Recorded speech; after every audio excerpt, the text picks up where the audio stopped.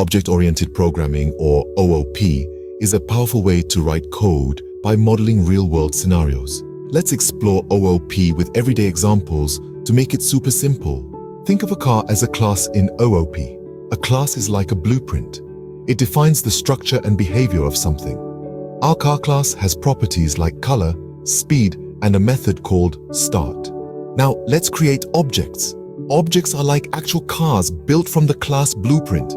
Each car has unique values for its properties. Methods are actions. Our start method can start the car's engine.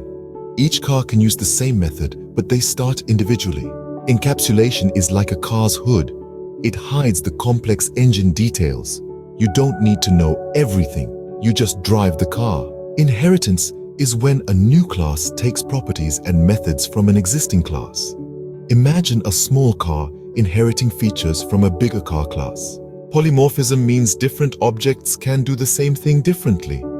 Cars turn corners, but each does it uniquely. Object-oriented programming, in a nutshell, is like designing and using cars. Classes are blueprints, objects are real cars, methods are car actions, and concepts like encapsulation, inheritance, and polymorphism make code powerful and organized.